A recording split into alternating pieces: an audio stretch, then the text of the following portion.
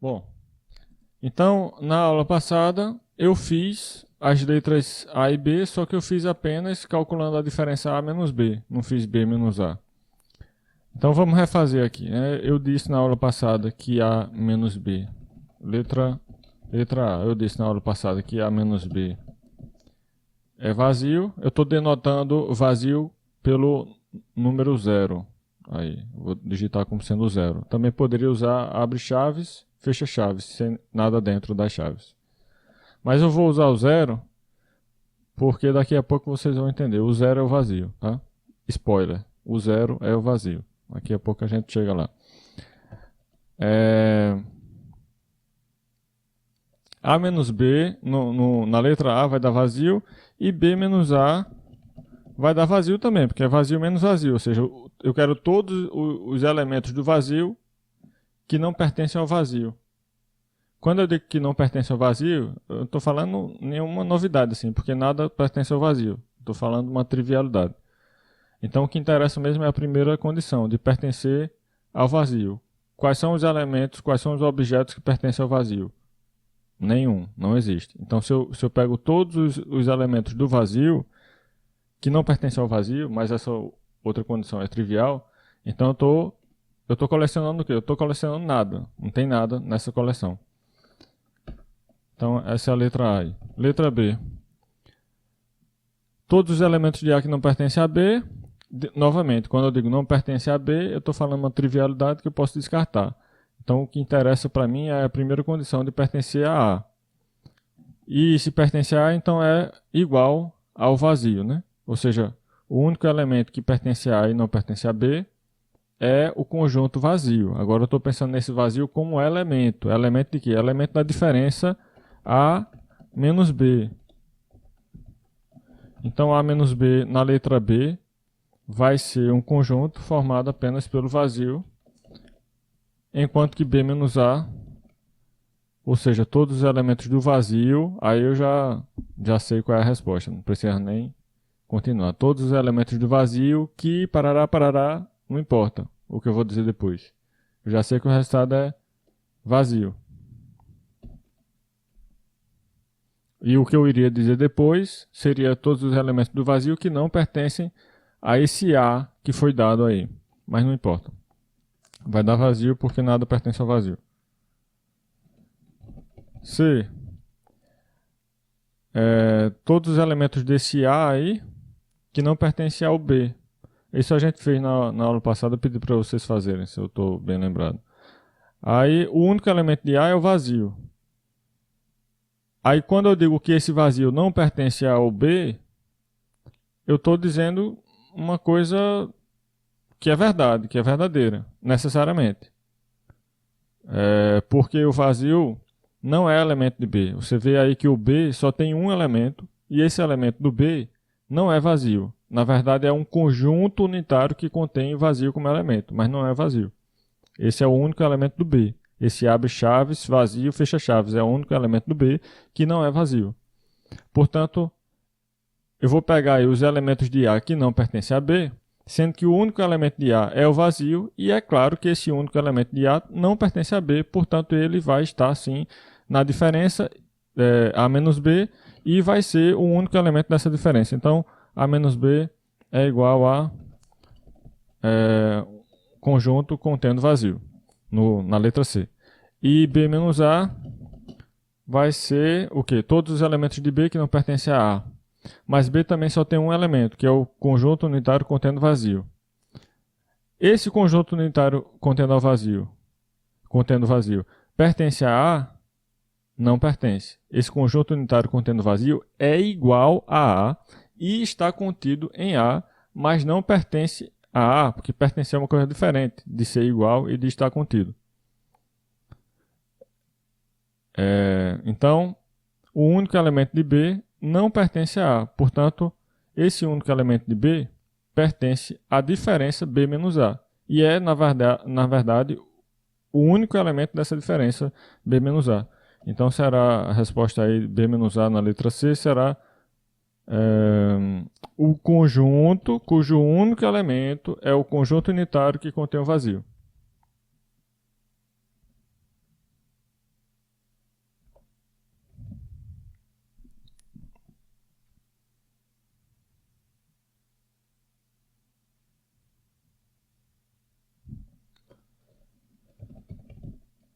Pronto.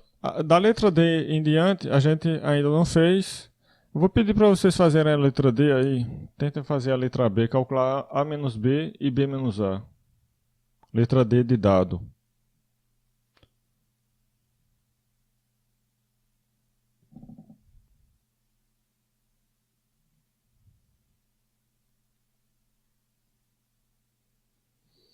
Duas respostas até agora. As duas respostas... Eu ia dizer que as duas estavam corretas, mas não. Tem um detalhezinho na segunda resposta que não está correto. Na letra... ou na diferença B menos A, todo mundo acertou, mas na diferença A menos B, houve uma divergência aí, e eu acho que a resposta certa é do Hildson. A menos B é vazio porque você quando olha para A menos B, você procura os elementos de A que não pertencem a B. Mas não existem elementos de A que não pertencem a B. Todo elemento de A é o quê? É um conjunto vazio, e o conjunto vazio pertence a B. Então, como não existe elemento de A que não pertence a B, a diferença A menos B é vazia. Né? Então, a resposta certa é essa primeira aí é do Hildson. Mas na outra, B menos A, as duas estão certas. Né? Eu vou pensar agora nos elementos de B que não pertencem a A. Só tem um elemento de B que não pertence a A, que é esse conjunto unitário contendo o vazio. Então é com ele que eu formo a diferença, sendo que não é ele em si a diferença. Ele é o único elemento da diferença B menos A. Por isso eu coloco ele dentro de chaves. Eu formo o conjunto B menos A com chaves, e dentro dessas chaves o único elemento que eu vi que pertence a esse conjunto B menos A. Letra E. Tenta fazer a letra E também. É de escola. E aproveitem e já façam a letra F também. Certo. Samuel está perguntando, está pedindo para eu explicar de novo a definição, né, de diferença de conjuntos. Quando é pedido A menos B, você vai formar um conjunto cujos elementos são aqueles que pertencem a A, mas não pertencem a B. Isso é o A menos B. É um conjunto formado por todos os elementos de A que não pertencem a B. E quando é B menos A, você vai formar um conjunto com todos os elementos de B que não pertencem a A. Aí, assim, a dificuldade às vezes é você não se confundir na hora de identificar os elementos dos conjuntos. Porque como tem chave dentro de chave, essa confusão aí, você pode se perder e achar que um elemento do elemento do elemento é um elemento. Por exemplo, nesse conjunto A do item E, você pode olhar para esse conjunto A do item E, ver que tem um vazio dentro, e dizer, o vazio está dentro, então o vazio é um elemento. Não, o vazio não é um elemento desse conjunto A da letra E. O vazio é um elemento de um elemento de um elemento do conjunto. Porque ele está dentro de 3 pares de chaves. Então o vazio é um elemento de quê? Desse conjuntinho que é abre chaves, vazio, fecha chaves. Aí sim, o vazio é um elemento desse conjunto unitário que contém vazio. E este conjunto unitário que contém vazio, por sua vez, é um elemento de abre 2 chaves, põe vazio dentro e fecha 2 chaves. E este que eu acabei de falar, por sua vez, é um elemento, aí sim, do conjunto A. Então o vazio é um elemento de um elemento de um elemento do conjunto A nessa letra E. É esse tipo de cuidado que a gente deve ter na hora de olhar quem são os elementos de quais conjuntos. Basicamente essa é a dificuldade do assunto aqui. E é um passo crucial para entender como é que funciona o raciocínio matemático, né? E como é que funciona a notação, o cuidado que a gente deve ter com a notação e tal.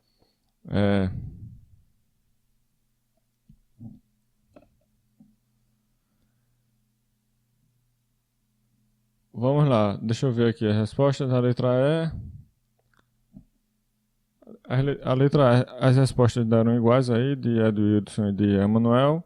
O que é que eu vou observar, né? O que é que eu vou tentar identificar nessa letra E. Para calcular A menos B na letra E, eu vou procurar os elementos de A que não pertencem a B. E com eles é que eu formo o conjunto A menos B. Só que A tem um elemento apenas. O conjunto A tem um elemento apenas. Que é quem? Que é abre chaves duas vezes, põe o vazio dentro e fecha chaves duas vezes. Esse cara é o único elemento de A. Aí eu vou perguntar agora, esse único elemento de A pertence a B? Não, porque o único elemento de B é abrir uma chave só, põe o vazio dentro e fecha uma chave só. Então aquele único elemento de A é diferente do único elemento de B. Portanto, o único elemento de A não pertence a B. Portanto, esse único elemento de A pertence, na verdade, à diferença, o conjunto diferença A menos B, porque ele pertence a A, mas não pertence a B. Qual é esse único elemento de A? O único elemento de A na letra E é esse conjunto aqui. Mas significa que a resposta é esse conjunto? Não, esse conjunto é um elemento da resposta, da diferença A menos B. Eu procuro os elementos de A que não pertencem a B e com eles eu formo um conjunto. Eu ponho eles dentro de um conjunto. Então vai ter mais uma chave aí para dizer que esse cara vai estar dentro da diferença. Ou seja, A menos B é um conjunto que contém como único elemento esse cara que eu escrevi aí. Deixa eu colocar logo uma observação antes de dizer que esse único elemento não pertence a B. Então, A menos B vai ser um conjunto que contém um único elemento, que é justamente esse que eu escrevi. Eu coloquei as chaves mais externas um pouco separadas para enfatizar que o que eu tenho aí é um conjunto que contém como único elemento aquilo que eu verifiquei que está em A, mas não está em B. E para a diferença, do Wilson está perguntando se B é elemento de A. Sim. Eu poderia ter simplificado e ter escrito o próprio B aí no lugar desse abre chaves duas vezes, põe o vazio dentro e fecha a chave duas vezes. É o B que eu tô colocando aí. Então, ou seja, poderia dizer que A menos B é igual a um conjunto que contém como único elemento o B. Poderia escrever assim também. Nessa letra E, né? Aí, agora, na ordem contrária, né? B menos A é o quê? O conjunto formado por todos os elementos de B que não pertencem a A. B tem um elemento só, que é o unitário contendo vazio. E esse único elemento de B não pertence a A. Porque o único elemento de A é diferente, é outra coisa já. Então, o único elemento de B não pertence a A. Logo, B menos A vai ser isso aí que Edwardson e Emanuel escreveram. Ou seja, B menos A é igual ao o próprio. Deixa eu ver como é que foi. Escreveu lá B menos A. Vai ser o próprio B, né? Ser o próprio B. Enquanto que A menos B é o próprio A. Poderia ter escrito assim, né? A menos B igual a A. Isso na letra E ainda. Poderia ter escrito assim. Na letra F. Deixa eu ver aí, A menos B igual a A e B menos A igual a B. Edwardson colocou aí. Deixa eu ver se é isso mesmo. A menos B, todos os elementos de A que não pertencem a B. Eu estou vendo o quê? Que todos os elementos de A automaticamente não pertencem a B. Então todos os elementos de A estão na diferença A menos B. E é claro também que todos os elementos da diferença A menos B, por definição, estão em A. Então, A menos B é igual a A. E na ordem contrária, B menos A, acho que vai acontecer a mesma coisa, né? Porque os elementos de B são distintos dos elementos de A. Ou seja, todo elemento de B automaticamente está na diferença B menos A. Portanto, B menos A é igual a B. Então, está correta a resposta de Edwardson aí na letra F. Alguma dúvida sobre esse assunto? Para exercitar essa coisa de identificar os elementos, saber quem está em qual conjunto como elemento, quem não está. Recomendo sempre que vocês vejam todos os exemplos de exercícios que tem no material aqui. Inclusive tem um diagrama aqui de pertinência de conjuntos. Cadê? Tentando exatamente explicar isso, né? Como é que eu sei quem está dentro de quem como elemento. Ó, nesse diagrama aqui você identifica os elementos de conjuntos. Estou dizendo que como elementos desse conjunto aqui eu tenho dois só que são esses. Como elementos desse aqui eu tenho dois só que são esses. Sendo que um deles tem um outro elemento que é este. Por aí vai. Então vamos para frente agora. Tem mais o que aqui? Tem uma proposição sobre propriedades, agora relacionando várias dessas operações que a gente já definiu entre conjuntos, né? As proposições que a gente viu antes, enunciando propriedades de operações de conjuntos, falavam apenas de uma das operações separadamente. Por exemplo, essa aqui falava apenas da interseção. A outra, proposição 3, falava apenas da união. Cadê a proposição 3? Proposição 3 fala apenas da união. A 4 fala apenas da interseção. E agora, na proposição 5, a gente tem aqui as operações misturadas, né? Distributividade de interseção sobre união. Então vai ter as duas operações aqui, interseção e união. E da união sobre interseção também. Absorção de interseção com relação à união. Absorção de união com relação à interseção. Complementação de interseção, complementação de união. Aí já começa a envolver a operação de diferença de conjuntos e leis de De Morgan. Para a demonstração dessas propriedades aqui, a gente usa as leis de De Morgan, as leis de De Morgan não, as leis de Boole, lá da lógica proposicional. É só aplicar o axioma da extensionalidade, que vai dizer o quê? Dois conjuntos são iguais se somente se têm os mesmos elementos. Como é que eu provo que eles têm os mesmos elementos? Você toma um x, que é um elemento arbitrário do primeiro conjunto. Digamos, vamos mostrar essa igualdade aqui. Distributividade de interseção sobre união. Então, para mostrar que eles são iguais, eu vou recorrer ao axioma que diz como é que funciona a igualdade de conjuntos. Esse axioma é o axioma da extensionalidade.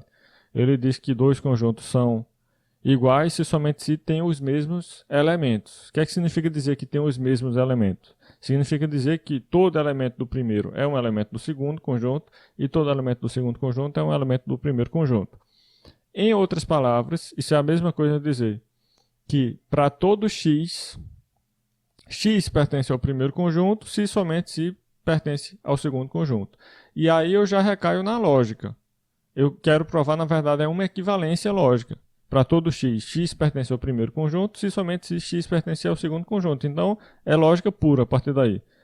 Tome um x pertencente ao primeiro conjunto. Se pertence ao primeiro conjunto, significa que, primeiro, o que é que a gente tem aqui? Tem interseção com uma união dentro da interseção. Então, x pertencente a esse primeiro conjunto, significa, deixa eu escrever lá no chat, significa que x, eu vou escrever pertinência como in. In significa pertence aqui no chat, eu vou escrever assim. X em A, in com I mesmo, não é com E não. X em A significa pertence a A. Então eu vou escrever assim. X pertence ao primeiro conjunto. Então significa o quê? Significa X pertence a A.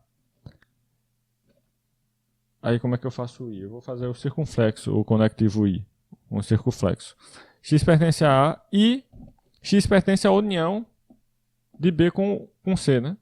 Mas nessa união, se eu digo que X pertence à união, eu estou dizendo que X pertence ou a B ou a C. Pertence a B ou a C. Então, eu vou ter nesse parênteses X pertence a B, ou eu vou usar um Vzinho como ou, tá? Ou X pertence a C. Então vai ficar assim, ó. Deixa eu ver se está certo. Pronto.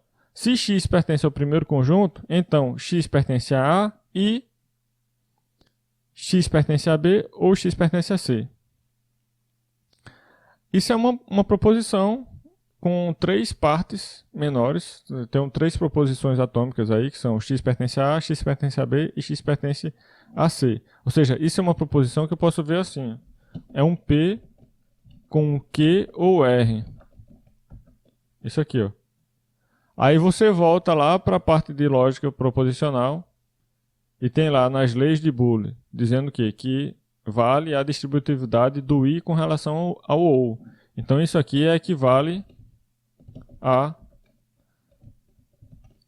P e Q ou R. E aí eu reescrevo, né? Não. Tá errado. Eu fiz como se fosse a associatividade. Deixa eu corrigir. Errado. Corrigindo, vai ficar assim. P e Q ou P e R. Pronto, vai ficar assim pela distributividade do I com relação ao OU, lá da lógica booleana. E agora eu volto a escrever o que eu tinha antes, substituindo cada coisa no seu lugar, né? Ou seja, onde tem P eu ponho x pertence a A,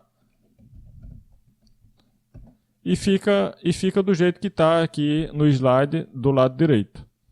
Eu não sei nem se eu vou escrever, que eu já estou com preguiça aqui. Mas deixa eu ver.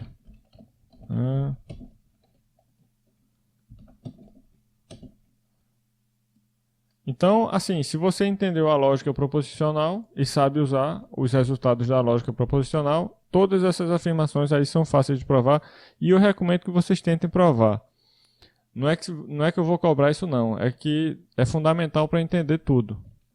Se você disser assim, não, eu quero entender um pouquinho de matemática, mas eu não quero entender nenhuma prova não gosto de provar coisa não quero entender prova não. Então, vai sempre estar com aquele peso, carregando aquele peso. Eu estou tentando entender um pouquinho, mas não quero saber o que é prova. Quando aparecer a palavra prova, eu vou correr, sair de perto. Aí, assim, isso é uma dificuldade, né? Isso é uma restrição muito grande. Se limitar, por exemplo, fazer procedimentos mecânicos de cálculo sem entender o conceito de prova, sem entender.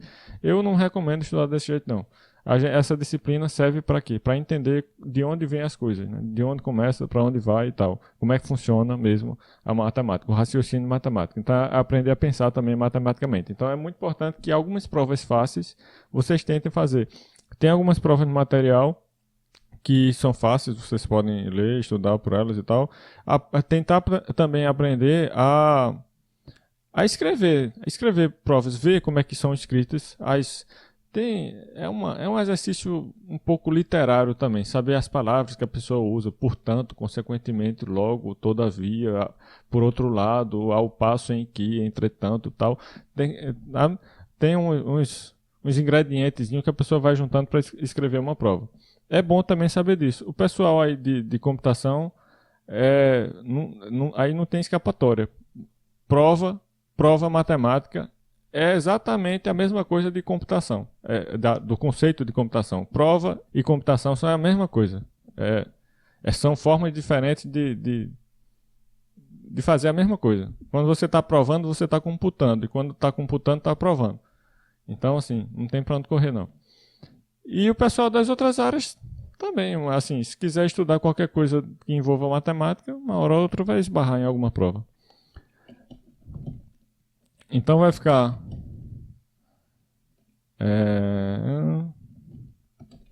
Vamos escrever aqui.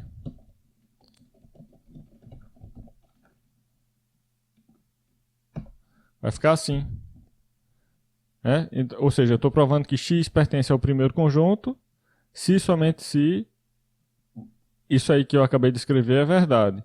E isso aí que eu acabei de escrever, por sua vez, é dizer o quê? É dizer que x pertence ao segundo conjunto que está aparecendo aí na igualdade destacada no slide. Portanto, eu estou provando que x pertence ao primeiro conjunto, se somente se x pertence ao segundo conjunto. Ou seja, os dois conjuntos têm os mesmos elementos. E exatamente dessa forma, usando coisas básicas da lógica proposicional, você mostra as outras aí. E deixa como exercício isso aí, tá? No slide não tem feito não, por isso que eu estou explicando e peço para vocês tentarem fazer o resto se quiserem entender como é que funciona esse tipo de coisa. Vamos adiante. Conjunto das partes agora é o que? É o conjunto de todos os subconjuntos de um dado conjunto. Para todo x, existe um conjunto P formado exatamente por todos os subconjuntos de x. Isso é um axioma, tá? Eu preciso de um axioma para poder garantir a existência desse conjunto das partes aí. Vocês provavelmente já estudaram, já usaram o conjunto das partes na vida. Aqui a gente está vendo teoria dos conjuntos numa abordagem axiomática, então eu tento explicar de onde vem cada coisa. Enquanto que em muitos livros você vai ver lá, né, o conjunto das partes, o conjunto de todos os subconjuntos de um dado conjunto X. Pronto, mas existe? Quem é que está dizendo que existe? Existe por quê? Não, isso aí é um axioma, é um princípio básico da teoria. Algumas coisas existem não por ter sido enunciado no axioma, mas por consequência lógica de outras. E outras coisas não, eu tenho que enunciar separadamente uma afirmação independente, que no caso é um axioma, garantindo que isso existe, porque senão eu não consigo provar que existe. Então é bom saber a diferença entre uma coisa e outra, o que é consequência lógica de princípios já enunciados e o que é um princípio novo que é indispensável. Se não tivesse esse princípio, eu não conseguiria garantir a existência. Então, o que é que diz o axioma aqui? Diz que se você tem um conjunto X qualquer, existe um conjunto P formado exatamente por todos os subconjuntos de X. Em outras palavras, aqui, estou escrevendo simbolicamente. Para todo X, existe um P tal que... Aí agora eu vou escrever aqui o quê? Isso que eu tinha dito em cima, dizendo que esse P é formado exatamente por todos os subconjuntos de X. É isso que eu estou escrevendo aqui. Ou seja, para todo S... S pertence a P somente se S é um subconjunto de X. Ou seja, isso é a mesma coisa de dizer que P é formado exatamente por todos os subconjuntos de X. Aqui embaixo eu estou observando que, embora no axioma não tenha sido enunciada a unicidade desse conjunto P, isso é uma consequência do axioma da extensionalidade e do axioma 7 que está aqui. Você consegue provar que esse P aqui, na verdade, é único. Apesar de ter dito apenas existe, sem dizer existe um único lá no axioma, decorre dos axiomas 1 e 7 que esse conjunto P é único. Por que é único? Se existissem dois, você teria aqui que para todo S, S pertence ao primeiro, se somente se S é um subconjunto de X. Mas se é um subconjunto de X, então pertence ao segundo, porque eu estou supondo que os dois satisfazem a propriedade dada aqui. Né? Se eu colocar P' no lugar de P, a propriedade obtida dessa forma também é verdadeira. Então, ou seja, S pertence a um deles se somente se S é um subconjunto, e consequentemente isso equivale a dizer que S é um elemento do outro, ou seja, eles têm os mesmos elementos. P e P' têm os mesmos elementos, portanto, existe um único P que tem a propriedade de ser o conjunto das partes, como eu vou definir agora. Que aqui é o conjunto das partes, é o único conjunto que é formado exatamente por todos os subconjuntos de X. O conjunto das partes de X é o único conjunto que é formado exatamente por todos os subconjuntos de X. Simbolicamente, o que eu estou dizendo é isso aqui. Né? O conjunto das partes de X é denotado por esse símbolo e ele é formado por todo S, que é um subconjunto de X. Determine o conjunto das partes. Pergunta. Eu vou perguntar agora a vocês. Quem é o conjunto das partes do vazio? Ou seja, eu estou perguntando qual é o conjunto de todos os subconjuntos do vazio. Que seria o conjunto das partes do vazio. Alguém sabe responder?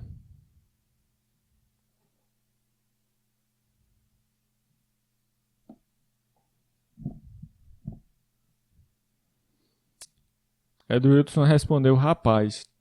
Tá errado, não é rapaz não, a resposta não.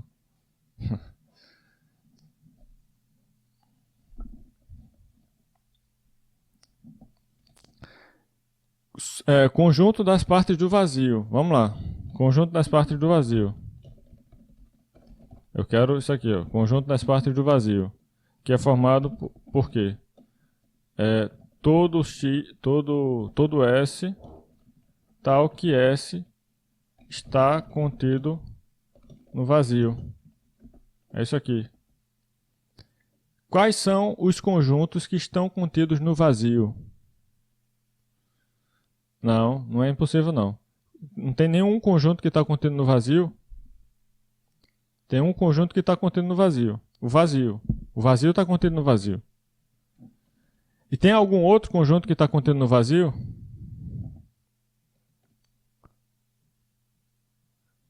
Não. Outro vazio. É só se for mesmo. Mas os dois vazios são o mesmo, vazio. Aí, ou seja, só tem um. O único conjunto que está contido no vazio é o vazio. Por que eu sei que é o único? Por que eu sei que não tem outro? Se tivesse um outro conjunto não vazio contido no vazio, quando eu digo que está contido no vazio, eu estou querendo dizer o quê? Eu estou dizendo o quê? Eu estou dizendo que todo elemento desse primeiro é um elemento do segundo. Então, se tivesse um elemento não vazio contido no vazio, uma consequência disso seria dizer que todo elemento desse não vazio é um elemento do vazio. Mas não pode acontecer, porque então teria alguém que está lá no não vazio que pertence ao vazio. Não pode acontecer. Só pode o vazio estar contido no vazio justamente porque eu sei que não tem ninguém nesse vazio que está contido no outro. Se tivesse alguém, eu estaria dizendo que existe um elemento do vazio que contém aquele, né, onde eu estou colocando. Então, conclusão. O conjunto das partes do vazio é o vazio. Aqui eu errei. Não é vazio o conjunto das partes do vazio. A explicação que eu dei antes está correta, dizendo que o único elemento do conjunto das partes do vazio é o vazio. Mas na hora de dar a resposta eu errei. O correto é: conjunto das partes do vazio é um conjunto unitário que contém como único elemento o vazio. Isso porque o único subconjunto do vazio é o próprio vazio.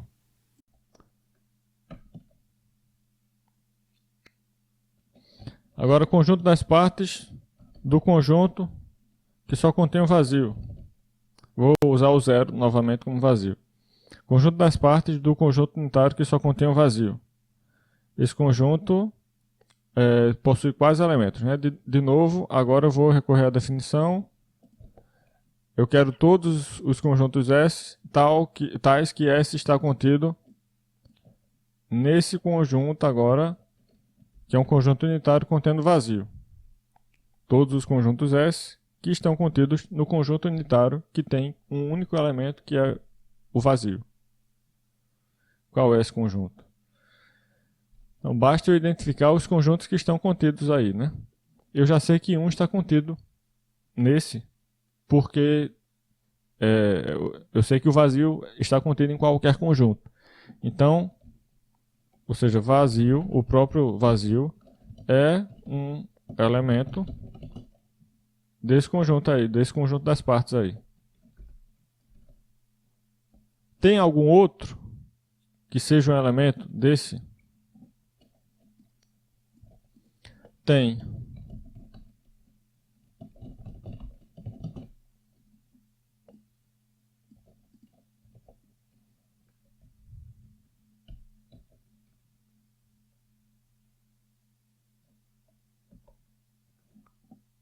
Tem. Tem esse aí que eu escrevi. Conjunto unitário contendo vazio é também um elemento desse conjunto aí. Por quê? Porque ele está contido nele próprio.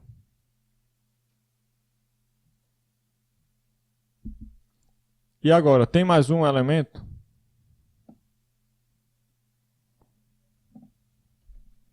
Agora não tem mais não. Então, os únicos subconjuntos desse conjunto da letra B são o vazio. São diferentes. O vazio e esse outro aí são diferentes. Os únicos elementos do conjunto das partes desse conjunto da letra B são o vazio e o conjunto unitário contendo vazio. Ou seja, resposta da letra B é que o conjunto das partes é isso aí.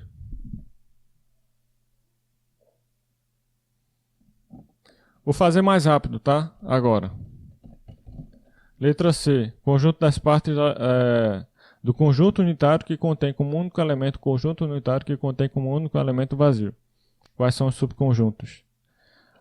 Eu sei que o vazio é um subconjunto dele, portanto pertence ao conjunto das partes. Eu sei que ele próprio é um subconjunto dele também, portanto também pertence ao conjunto das partes. E que mais? Como só tem um elemento, vai ser só isso, né? Ou só tem um elemento, então ou você considera os subconjuntos vazios, que são aqueles que possuem zero elementos. Nesse caso eu tenho apenas um subconjunto, que é o vazio. Ou vai procurar os subconjuntos que contêm pelo menos um elemento. Mas se contém pelo menos um elemento, só tem um elemento. Quais são os subconjuntos desse conjunto na letra C que possuem um elemento só? É ele próprio, só tem essa possibilidade, porque o próprio conjunto inteiro só tem um elemento. Então, se um subconjunto dele tem pelo menos um elemento, só vai ter um elemento e vai ser exatamente o único elemento do conjunto inteiro. Então, na letra C, a gente vai ter como resposta, novamente, dois elementos, né, no conjunto das partes, sendo que os dois elementos vão ser diferentes daqueles que apareceram na resposta do item B. Agora eu vou ter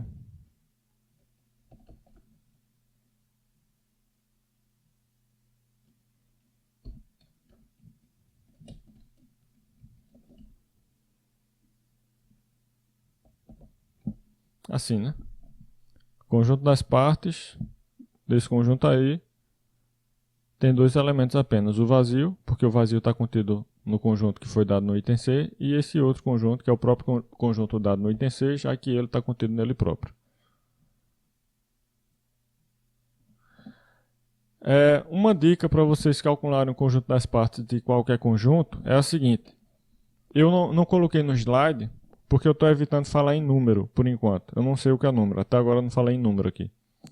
Mas, considerando que vocês sabem o que é número, fazendo assim uma observação informal fora da linha oficial aí do slide, vocês sabem o que é número e sabem também o que é 2 elevado a um n. Pronto, vocês sabem disso. Então, eu posso dizer que o conjunto das partes de qualquer conjunto X tem uma quantidade de elementos dada por 2 elevado à quantidade de elementos desse conjunto que você tomou o conjunto das partes. Então, no primeiro exercício, aí, no primeiro item, a gente tinha um conjunto com 0 elementos, que é o conjunto vazio. Se tem 0 elementos, então 2 elevado a 0 me dá 1. Significa que 1 é a quantidade de elementos que eu vou ter no conjunto das partes. Por isso, o conjunto das partes do vazio tem um elemento apenas. Aí, depois, no item B, a gente tem um conjunto com um elemento. Para saber quantos elementos tem no conjunto das partes, eu vou fazer 2 elevado a 1, que dá 2. Por isso, né, só foi 2 elementos nessa resposta do item B. A mesma coisa para o item C. E agora, no item D, eu tenho 2 elementos. Então, o conjunto das partes vai ter 2 elevado a 2 elementos, que são 4 elementos. Eu vou escrever a resposta do item D aqui rapidamente e vou pedir para vocês fazerem o resto em casa. Então, vai ser, no item D, quais são os subconjuntos do item D? Eu sei que o vazio sempre é um subconjunto, então ele é o primeiro elemento lá do conjunto das partes. Depois, vamos procurar os subconjuntos que têm um elemento só. Quais são os subconjuntos desse conjunto da letra D que tem um elemento só? Eu estou vendo aí 2 elementos, né? Então vou pegar primeiro um conjunto que contém apenas o primeiro elemento do conjunto da letra D. Veja que eu não estou pegando o elemento em si. Eu estou pegando um conjunto com um único elemento, que é justamente o primeiro elemento desse conjunto do item D. Aí depois eu pego um conjunto que contém um único elemento, e esse único elemento é o segundo elemento desse conjunto que foi dado no item D. Então, até agora eu listei... Deixa eu terminar de escrever, para vocês verem o que é que eu estou escrevendo. eu estou escrevendo aqui, primeiro o conjunto vazio, que é um elemento do conjunto vazio, depois dois subconjuntos, cada um com um elemento apenas. Esses subconjuntos são subconjuntos desse conjunto dado aí da letra D. E agora o conjunto inteiro, né? Só são essas as possibilidades.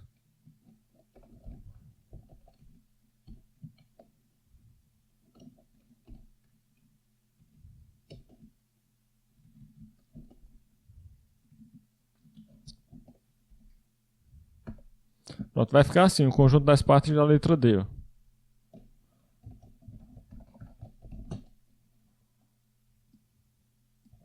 Ou seja, o conjunto das partes é igual a isso aí que eu escrevi. Pronto, façam o resto em casa. Pronto, eu vou fazer aqui a letra E em 1 segundo sem pestanejar e sem escrever. A letra E é fácil de fazer porque a letra E é a mesma coisa da letra B. Os conjuntos das letras E e B são iguais. Então a resposta vai ser a mesma. Está escrito de forma diferente, só que a gente descarta repetições, né? Então, portanto, o conjunto da letra E é o mesmo conjunto da letra B. Logo, eles vão ter o mesmo conjunto das partes. Pergunta: o segundo elemento... Não seria isso não, porque eu estou pegando subconjuntos, né? Eu estou pegando subconjuntos do conjunto da letra D. Vamos chamar de D o conjunto da letra D, para não ter que estar falando sempre o conjunto da letra D. Vamos chamar de D esse conjunto da letra D. Então, eu tenho que, se eu escrever assim, se eu escrever do jeito que você está escrevendo aí, não seria tal coisa, isso é um elemento. Então, pertence a D. Só que não é um... É um subconjunto também, mas não é o que eu estou querendo. Eu listei ele lá também. Mas o segundo, quando eu penso no segundo que eu listei, eu estou querendo pegar o quê? Eu estou querendo pegar um subconjunto que contém como elemento esse unitário contendo vazio. Então, por isso eu escrevi, já que eu tenho esse aí pertencente a D,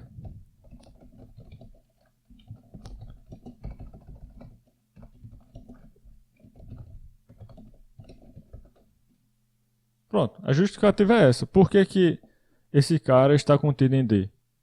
Esse abre duas chaves, põe vazio dentro e fecha duas chaves. Por que ele está contido em D? Porque ele tem um único elemento só, que é o unitário contendo vazio como elemento, e esse unitário contendo vazio como elemento pertence a D. Pronto. Então, se está contido em D, então é um subconjunto de D, ou seja, pertence ao conjunto das partes de D. Assim.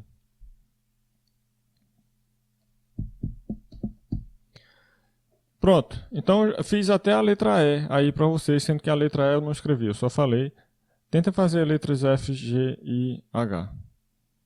Letra H também é fácil porque tem um elemento só, é só não se assustar com a quantidade de chaves. Vamos para frente. Deixa eu ver a hora aqui. 5 para as 8. Tem mais um exercício aqui de calcular conjuntos. Eu vou deixar para vocês fazerem também, né? Porque está só recapitulando noções que a gente já explicou aqui. Elementos de A tais que existe algum Y pertencente a esse elemento. Ou seja, elementos de A que não são vazios, né? Quando eu digo que existe um Y pertencente a esse X, significa dizer que X não é vazio. Então, elementos de A que não são vazios. Quem são? Tem dois elementos aqui em A. O que não é vazio é esse aqui.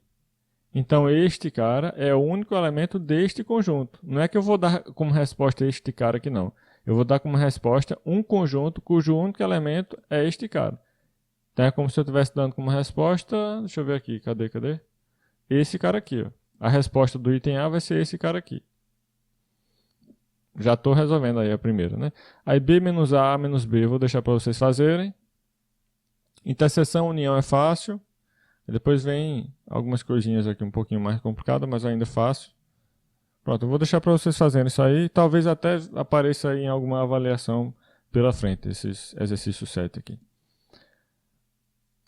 Depois, o que vem é axioma da regularidade. Eu não vou explicar isso não. Isso aí já foge um pouco do escopo aqui dos objetivos, né, da disciplina. Eu só coloquei no slide para não deixar incompleta a lista de axiomas da teoria de Zermelo-Fraenkel. O que é que importa para nós do axioma da regularidade? Importa uma consequência básica desse axioma, que é nenhum conjunto pertence a si mesmo. É bom saber disso. Nenhum conjunto pertence a si mesmo. Isso é uma consequência do axioma 8. Está explicado aqui por quê, mas eu não vou explicar não. Quem quiser dar uma lida aqui. Não é muito difícil, só vai puxar para um nível de abstração que não é nosso objetivo aqui. Outra coisa também que eu posso afirmar sobre conjuntos é que, além de nenhum conjunto ser elemento de si próprio, eu posso afirmar também que eu não posso ter uma cadeia infinita de pertinência, assim, digamos,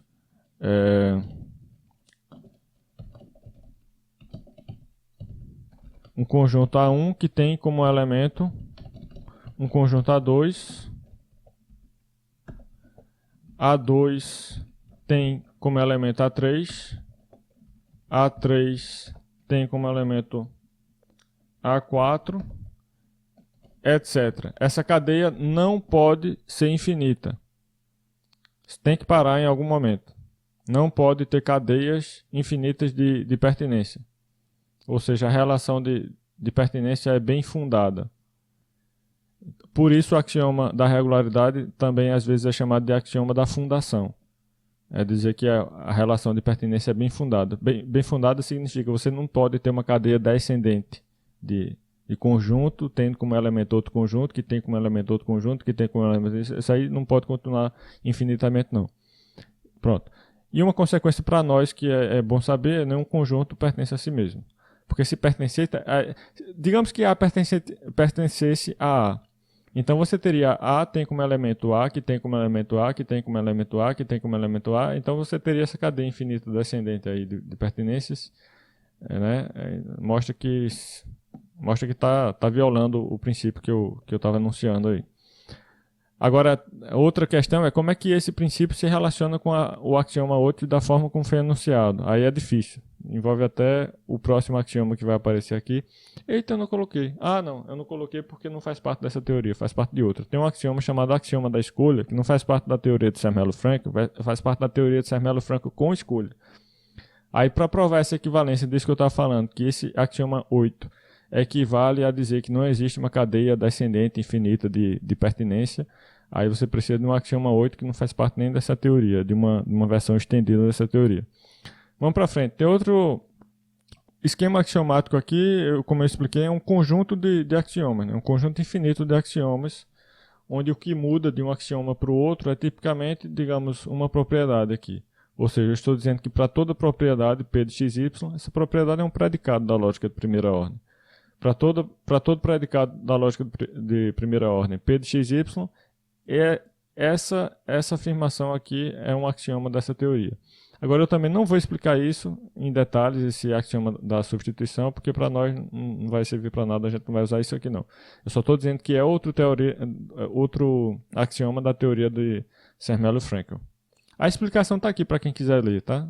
Basta entender o que é uma função, mas assim, você vai ler, pode até entender, mas não vai saber qual é a motivação por trás disso. Então não se preocupe. Para saber qual é a motivação por trás disso, tem que estudar mais um pouquinho de teoria dos conjuntos.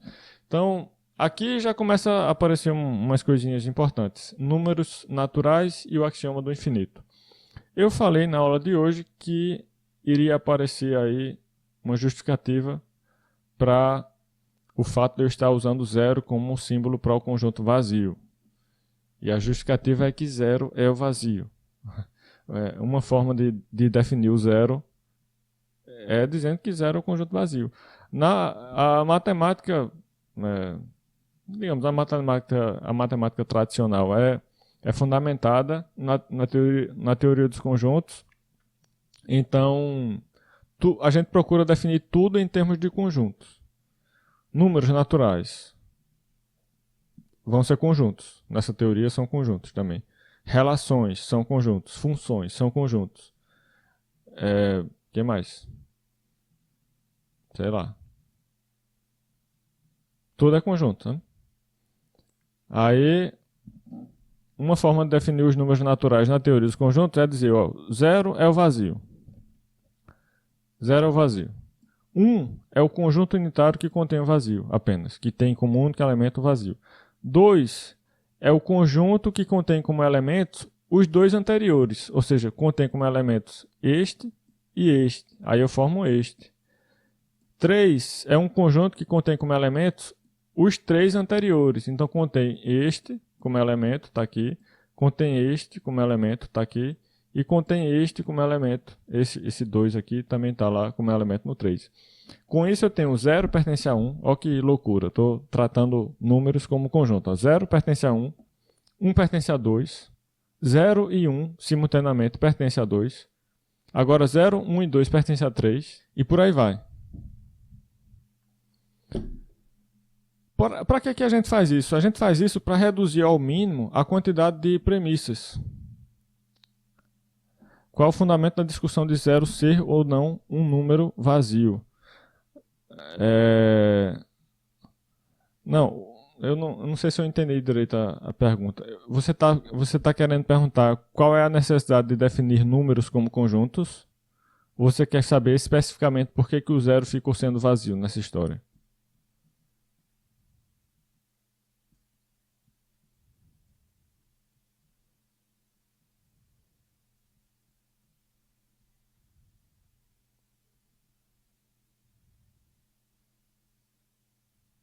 Tá. Enquanto você reformula aí, eu vou explicar o que eu estava dizendo, que qual é a necessidade de dizer que números são conjuntos? Qual é a necessidade de definir tudo a partir de conjuntos? A necessidade é tentar reduzir ao mínimo a quantidade de premissas da teoria. Porque com isso a gente evita contradição. Se você tem uma teoria com muitas premissas, com muitos axiomas, você tem mais chance de ter uma contradição, né? Eu escolhi tantos axiomas que tem um que não é compatível com o outro. Então, eu tento reduzir ao mínimo a quantidade de axiomas para poder verificar, para poder garantir, assim, ter um mínimo de segurança quanto à consistência. Às vezes nem é possível provar consistência. Na teoria dos conjuntos, por exemplo, não tem uma prova de consistência, não. Consistência significa ausência de contradição. Como é que eu sei que todos esses axiomas que eu estou falando para vocês aí não geram uma contradição, não geram um absurdo? Ninguém sabe, na verdade. Você só consegue provar consistência relativamente a uma outra teoria. Você consegue provar que essa teoria aqui dos conjuntos que eu estou mostrando aqui é consistente com relação a uma outra, mas a consistência de forma absoluta não dá para provar, não. Aí, assim, é por isso que é importante tentar reduzir ao máximo a quantidade de axiomas. Então, eu tento definir tudo a partir de conjuntos e tento fazer com que a teoria dos conjuntos esteja baseada em um mínimo de axiomas. E se você for ver aqui, nós temos poucos axiomas. Tem uns 8 axiomas, mais ou menos. Isso contando um esquema axiomático como um axioma apenas, porque o esquema axiomático, na verdade, é um conjunto de infinitos axiomas. Mas se eu contar esse conjunto como um só axioma, então são poucos axiomas que a gente tem na teoria. Sim, aí assim, é fácil entender como é que é feita essa definição de números sendo conjuntos, mas é difícil definir um único conjunto que tenha como elementos todos esses, que tenha como elemento o 0, que tenha como elemento 1, que tenha como elemento 2. É fácil pensar em cada um desses carinhas isoladamente. É fácil pensar no 0 isoladamente, no 1 isoladamente, no 2 isoladamente, no 3. Agora, como é que eu junto? Para poder dizer que o conjunto dos números naturais é tudo isso. Como é que eu junto? Tem algum fundamento para dizer que eu posso juntar tudo isso num conjunto só? Para isso eu preciso de um axioma, que é o axioma do infinito. Ele vai dizer que existe um conjunto que contém o vazio como elemento e contém também para todo x que está lá dentro como elemento, contém a união de x com o conjunto unitário contendo x. Com isso, eu garanto que todos esses carinhas, e mais o 4, e o 5, e o 6, e o 7, e o 8, pertencem a esse i. Por quê? Ó? 0 pertence a i. Então, 0 pertence a i. O vazio pertence a i, ou seja, 0 pertence a i. Se 0 pertence a i, então a união de 0 com o unitário contendo 0 pertence a i. Só que você pode verificar que essa união de 0 com o unitário contendo 0 vai ser exatamente isto, que é o 1. Então, 1 também pertence a i. Agora eu faço o quê? A união de 1 com o unitário contendo 1, que vai ser o 2. Pertence a i também. Agora eu faço a união do 2 com o unitário contendo 2, que vai ser o 3. Pertence a i também. Porque sempre vale isso aqui, ó, x unido com o unitário contendo x pertence a i, para todo x pertencente a i. Então, com isso eu mostro que todos os conjuntos estão em i. Ou seja, esse conjunto i contém todos os números naturais. Esse conjunto i é chamado um conjunto indutivo. Aí eu vou definir agora o conjunto dos números naturais, denotado por este símbolo, como sendo o menor conjunto indutivo. Ou seja, o menor conjunto que contém todos esses caras. Que contém o 0, contém o 1 como elemento, o 2, o 3, o 4, o 5, etc. Quando eu digo que é o menor que contém todos esses, significa que nada mais, além desses carinhas, estão lá dentro. Os únicos elementos desse conjunto n são estes e continua, né? O 0, o 1, o 2, o 3, o 4, o 5, o 6 e continua infinitamente seguindo esse padrão. Essa é a definição dos números naturais na teoria dos conjuntos.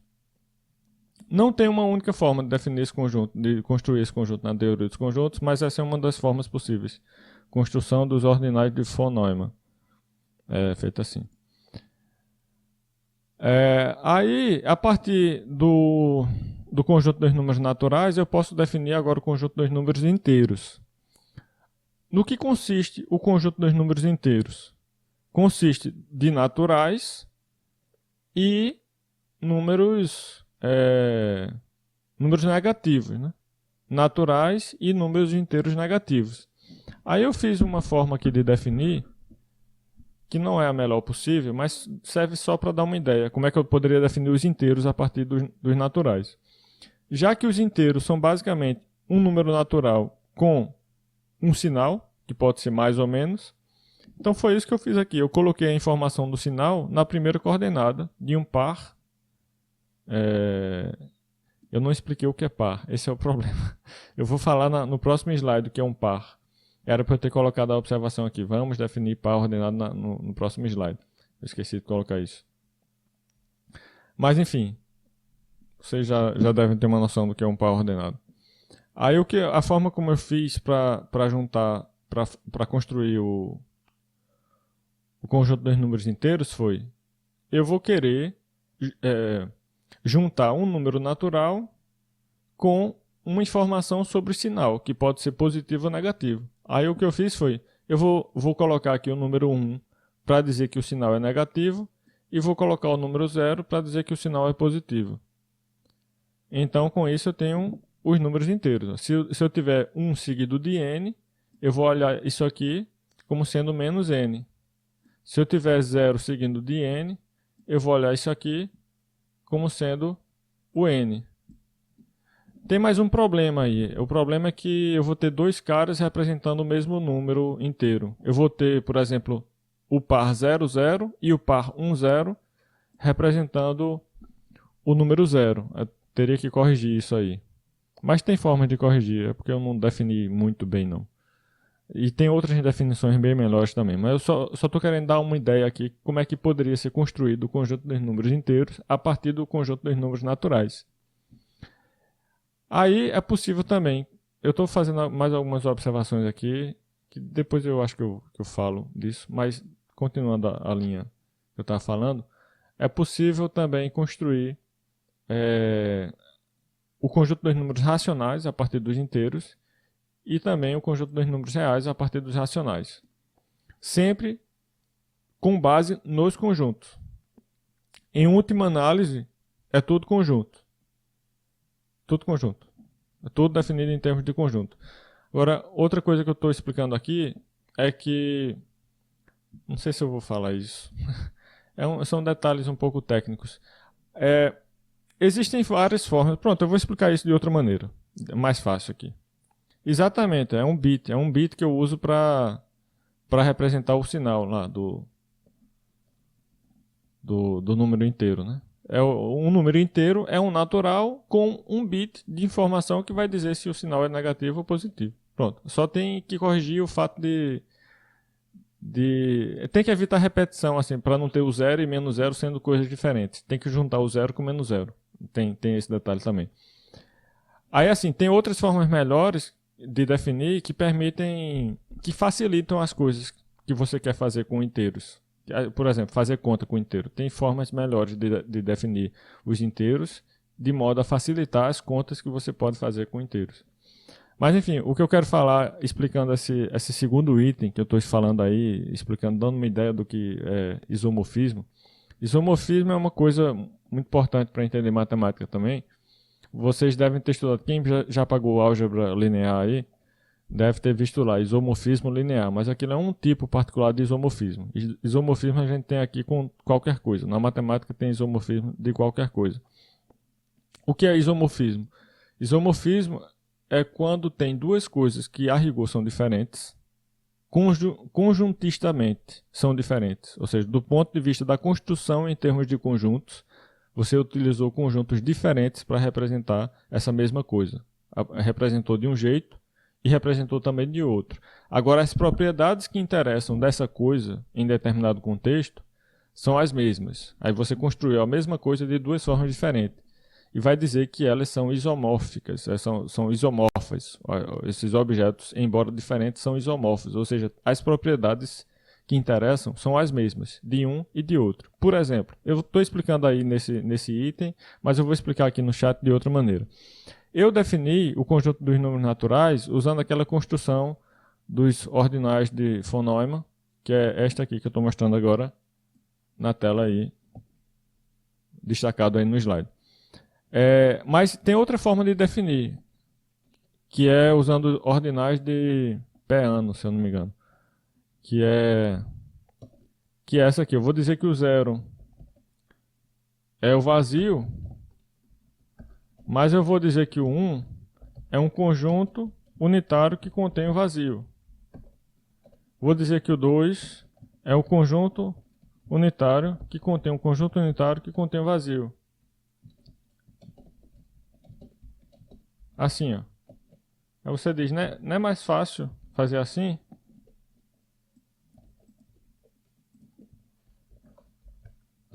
Não é mais fácil assim, né? Você vai só colocando chaves. Depende do que você quer fazer.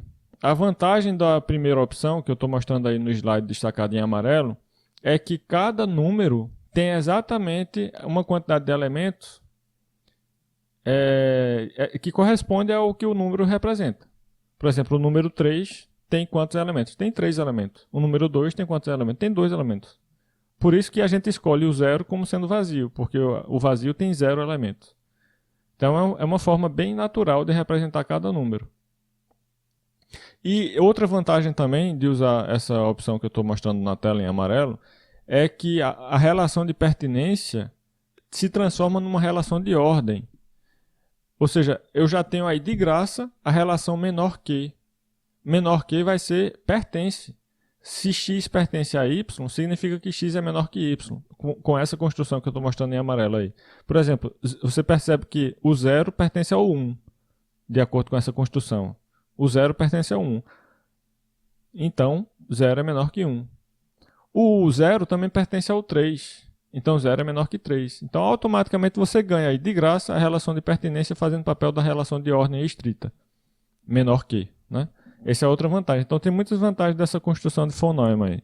Agora, essa outra que eu mostrei no chat, a única vantagem é que, sei lá, fica mais fácil de escrever. Tem menos símbolos para escrever. Pronto. Então, essas duas construções são construções visando representar o mesmo objeto.